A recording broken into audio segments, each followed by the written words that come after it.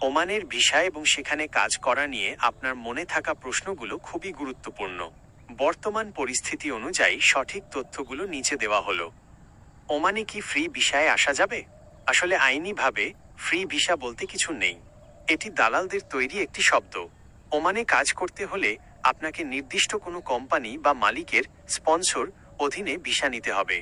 দালালরা সাধারণত free visa বলে মোটা অঙ্কের টাকা নেয় এবং বলে যে সেখানে গিয়ে আপনি যে কোনো জায়গায় কাজ করতে পারবেন।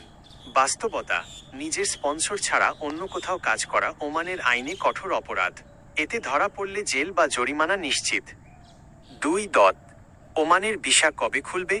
সর্বশেষ খবর অনুযায়ী জানুয়ারি-ফেব্রুয়ারি 2026 ওমান সরকার বাংলাদেশিদের জন্য বন্ধ থাকা কাজের ভিসা পুনরায় চালু করার প্রক্রিয়া শুরু করেছে। সময়সীমা, ওমানের শ্রমমন্ত্রী আশ্বাস দিয়েছেন যে আগামী 2 মাসের মধ্যে, অর্থাৎ মার্চ-এপ্রিল 2026-এর মধ্যে বাংলাদেশের জন্য নতুন কাজের ভিসা পর্যায়ক্রমে খুলে দেওয়া হবে। কাদের অগ্রাধিকার? শুরুতে ডাক্তার, ইঞ্জিনিয়ার এবং নার্সের মতো দক্ষ কর্মীদের সুযোগ দেওয়া হবে। এরপর সাধারণ কর্মীদের জন্য দরজা খুলবে। 3. ওমানে আসলে কি পুলিশ ধরবে? এটি নির্ভর করবে আপনার ভিসার ধরনের ওপর।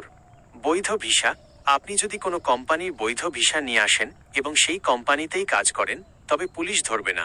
ভিসার অপব্যবহার, যদি আপনি ভিজিট ভিসায় এসে কাজ করেন বা তথাকথিত ফ্রি ভিসায় এসে অন্য কোথাও কাজ করেন, তবে পুলিশ আপনাকে অবশ্যই ধরবে। অভিযান, ওমান পুলিশ বর্তমানে অবৈধ বা অনিয়মিত কর্মীদের ধরতে নিয়মিত অভিযান চালাচ্ছে। তবে ওমান সরকার বর্তমানে অবৈধ কর্মীদের জরিমানা ছাড়াই বৈধ হওয়ার সুযোগ দিচ্ছে, যা একটি বড় সুখবর। আপনার জন্য পরামর্শ: ভিসা যাচাই। ভিসা হাতে পাওয়ার পর সেটি আসল কি না তা ওমান দূতাবাসের ওয়েবসাইট থেকে যাচাই করে নিন। সরকার অনুমোদিত এজেন্সি, দালালের কাছে টাকা না দিয়ে সরকার অনুমোদিত রিক্রুটিং এজেন্সির মাধ্যমে যাওয়ার চেষ্টা করুন। দক্ষতা, কোনো না কোনো কাজে দক্ষতা অর্জন করে ওমান যাওয়ার চেষ্টা করুন।